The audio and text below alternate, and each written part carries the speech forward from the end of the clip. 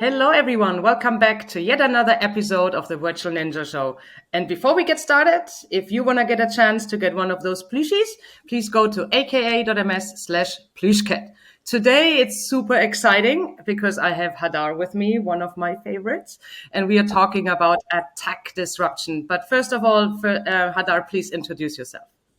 Hello, everyone. I'm happy to be here. My name is Hadar Feldman, and I'm a product manager in Microsoft 365 Defender, here to talk about attack disruption.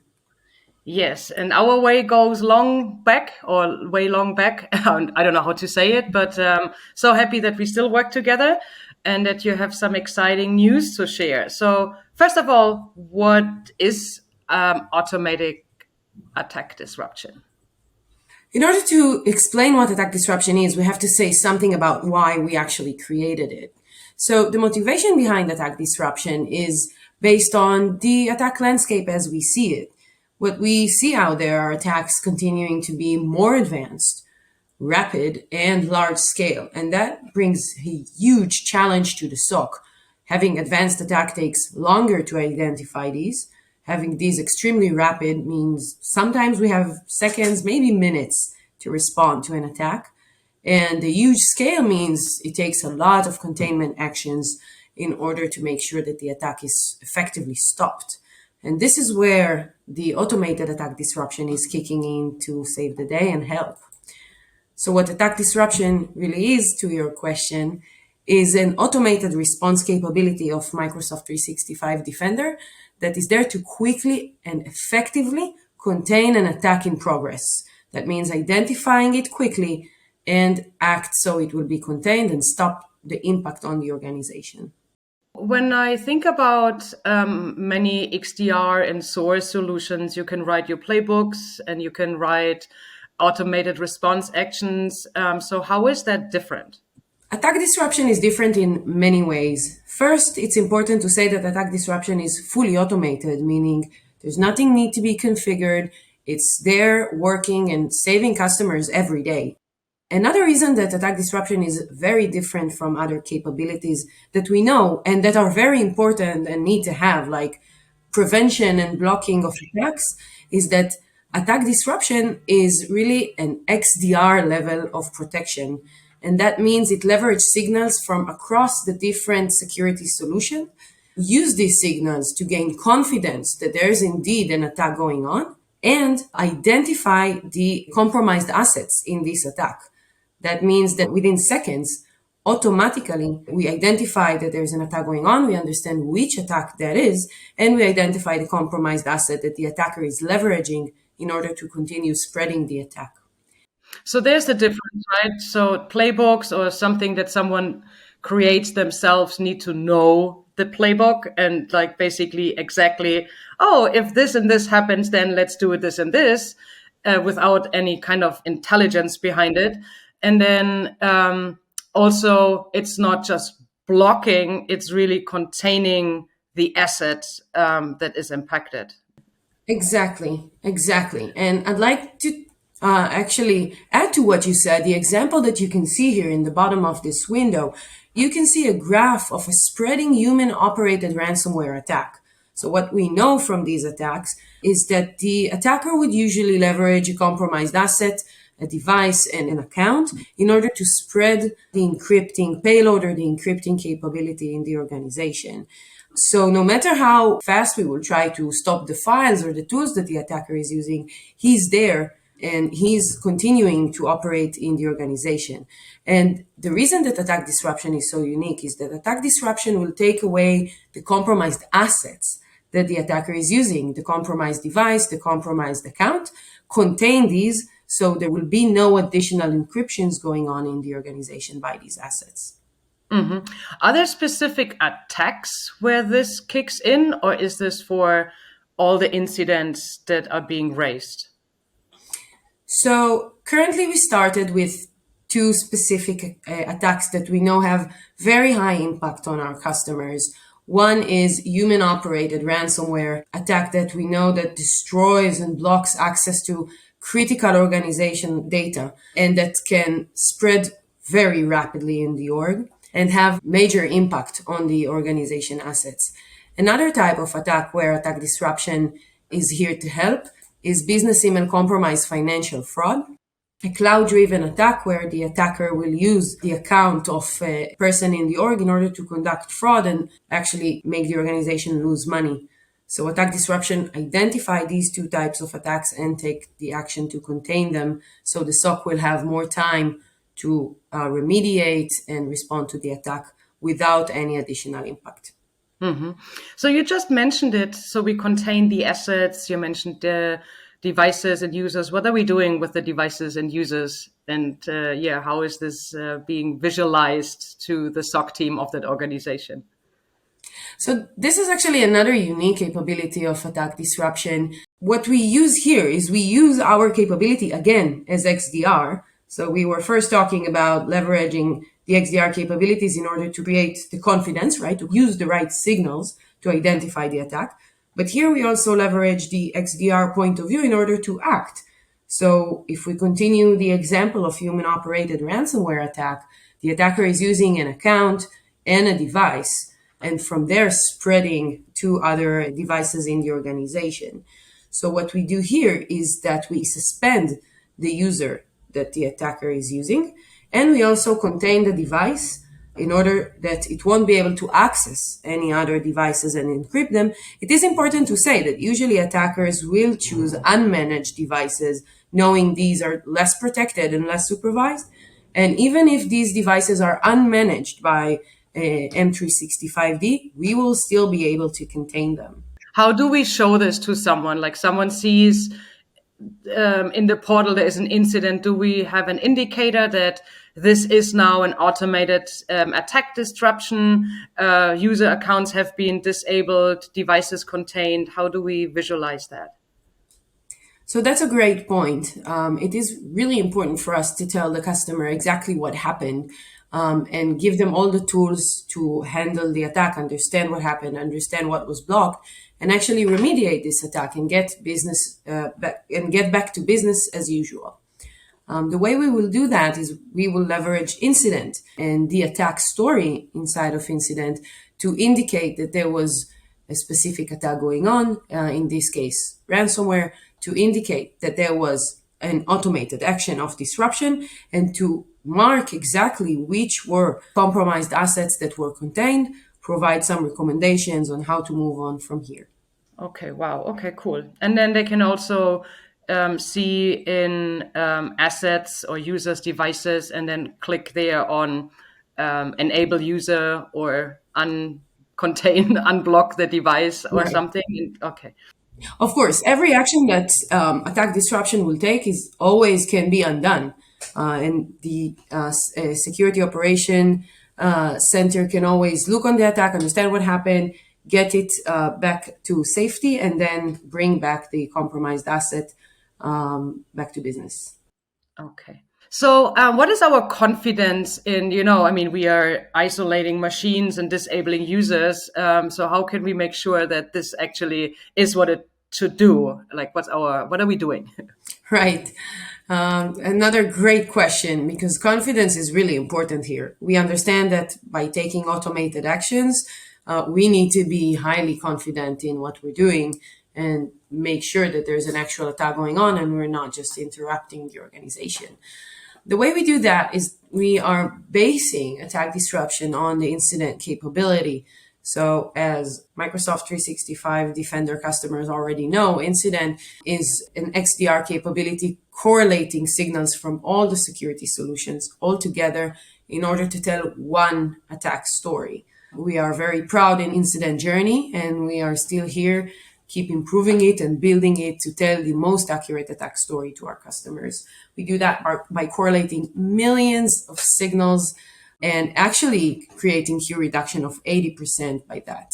By using incident, we actually get the confidence to understand that there's a real attack going on. And the reason is that it's one thing when, for example, Microsoft Defender for Endpoint is saying, hey, there's an attack going on. It's slightly different when Microsoft Defender for Endpoint is saying there's an attack going on, and Microsoft Defender for Identity and Microsoft Defender for Office all together are saying that there's an attack going on. And by correlating it to one incident, we know that this is the exact same attack that they are all talking about. So by that, we're gaining confidence that is almost 100% that there's really something out there. And we are leveraging this capability in order to investigate the cases and validate that we are actually doing the right thing. And only those where we have the highest signal to noise ratio and the highest confidence are being turned into an automation and into attack disruption. Because why just say, hey, you have an attack going on, here's everything we know about it. If we can say, and we stopped it for you, this is what you need to do from here. And this is what attack disruption is here to do. Okay. Just because I see it on your slide, you said there's like correct correlation in the last two MITRE attack tests. I think, again, something that we are super proud of and should for sure mention it here. We did really great in the evaluation and got basically proof of all the work that the teams are doing.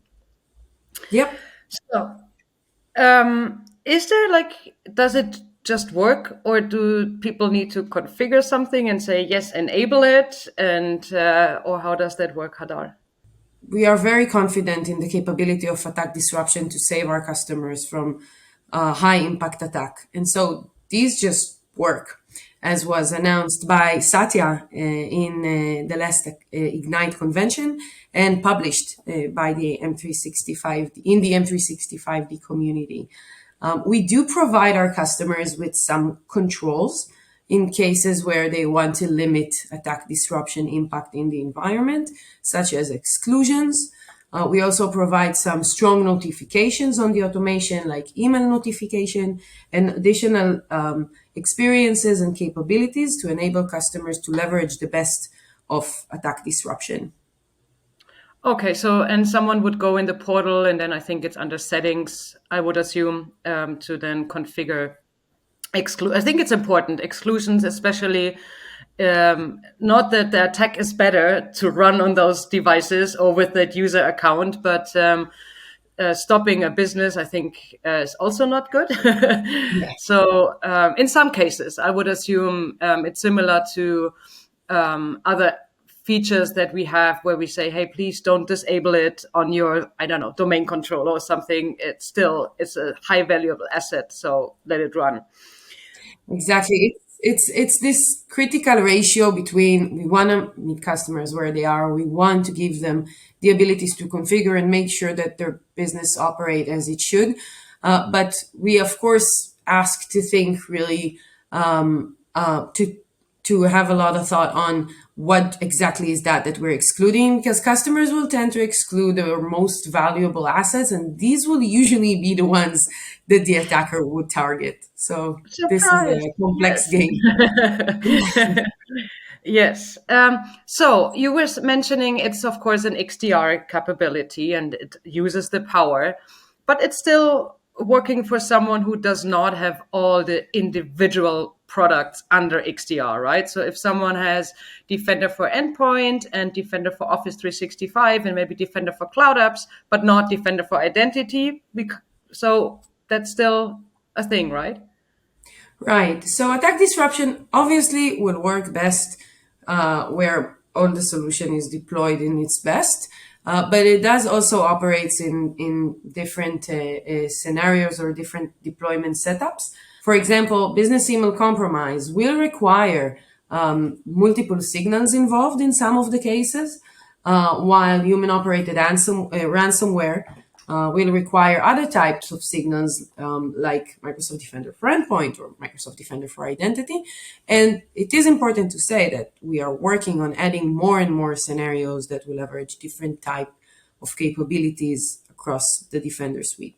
So this slide is really here to say what business email compromise may look like in some cases. There are multiple ways to implement the business email compromise attack. This is an example we actually saw out there. And in this example, we can see the attacker leveraging all types of capabilities in order to create the initial access, such as getting to the user creds, maybe by buying these, leveraging even if there's an MFA and have a successful logon. And from there, compromise more attacks, moving and collecting some information and conducting the phishing and the fraud to another organization. I think the interesting thing to learn from this slide, other than the different techniques used by the attacker, is the richness of signals that it takes in order to understand that such attack is going on. Because you need to see this login, you need to see the activity in Office, you need to see some applications involved coming from Microsoft Defender for Application.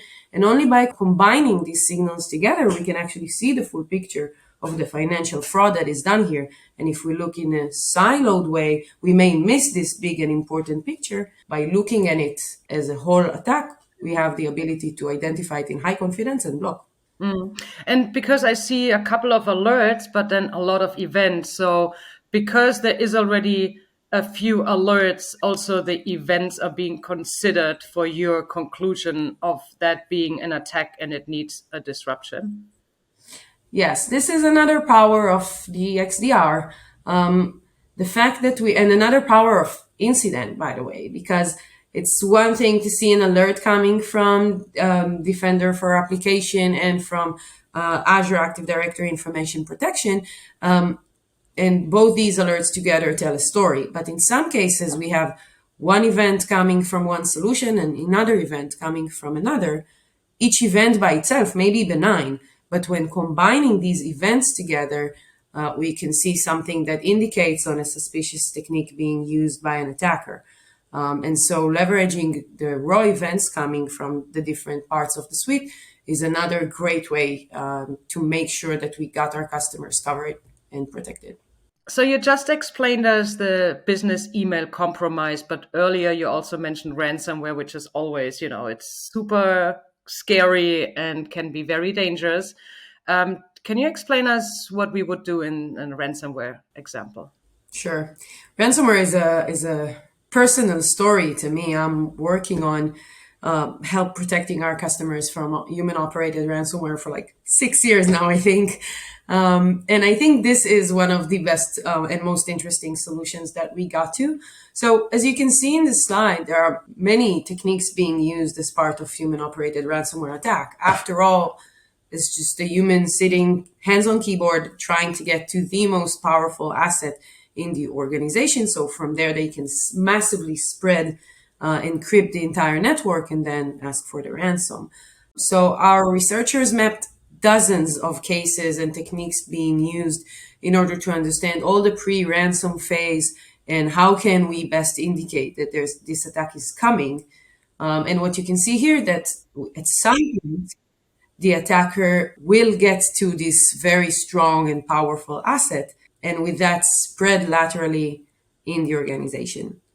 So, and after the attacker is getting to this very valuable asset, we will identify that this attack is going on and contain the access of this asset to other assets in the organization. So the way you can picture that is really like with time, the attacker will get to more and more devices, try to encrypt them. And what attack disruption is really doing here is hitting a huge pause button on this attack, kind of saying, we're stopping the attack here. There will be no additional devices that will be encrypted.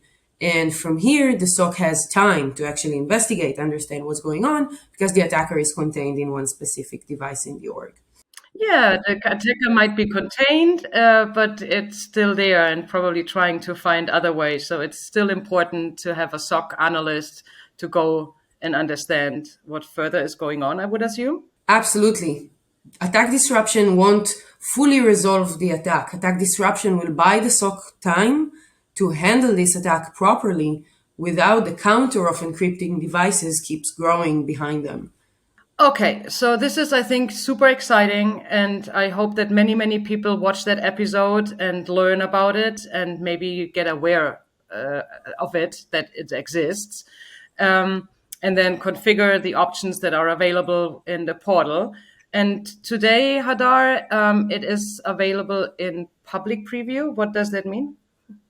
Correct. It is available in public preview. It means that every customer who wants to be a part of that and wants to use attack disruption can do so. It is already saving customers every day. Nice. Okay.